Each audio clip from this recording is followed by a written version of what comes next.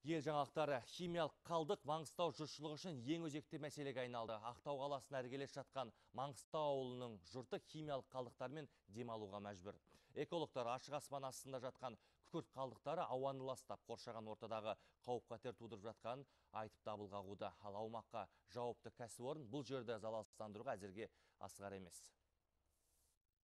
Мұнда кезінде күкірт қышқылы зауыты болған. Бүгінде сол өндірістің бос қаңқасы ғана қалды. Кеңес дәуірінен қалған 100 мың тонна күкіртті мырыштың минералдар қоспасы осында әлі жатыр. Аумағы қоршаусыз, үсті көмілмеген. Ал жақын маңдағы елді мекен жұрты адам денсаулығының күрт нашарлауы осы қалдықтардың салдарынан деуде. Жас сәбилер ауырып жатыр, мысалы.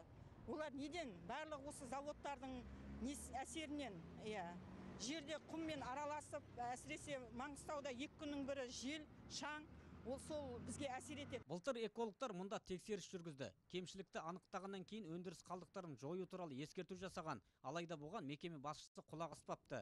Сот бұл аумақтағы зиянды қалдықтарды жою жөнінде үкім шығарған. Есть процессуальные нормы. Үкіммен келіспеген Қазазот мекемесі көп ұзамастан біздің нұсқауымызға қарсы шағым арыз түсірді. Әлі күнге дейін бұл нұсқауды орындаған жоқ. 2010 жылы табиғатты қорғау прокуратурасының ұсынысымен заң бұзушылықты жою талап етілді. Іс сотқа жолданды. Ал сот бұл талапты орынды деп тапты. Кең үйінділер халық денсаулығына да әсер етуі әбден мүмкін дейді дәрігерлер.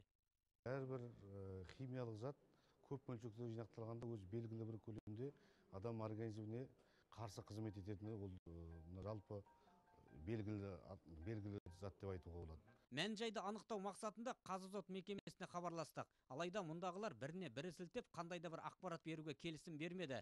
Олардың айтуынша күкірт қалдықтары қоршаған ортаға еш зияны жоқ. Сондықтан біз экологтардың уәжіне қарсымыз. Сот шешіміне апелляциялық шағым береміз дегенде пікір айтты. Химиялық қалдықтардың беті қашан жабылары қазірге белгісіз. Ал зиянды қалдықтар ашық аспан астында сол қалпында жатыр. Бақытжан Сатылханұлы, Саламат Бекбаев, Маңғыстау облысы.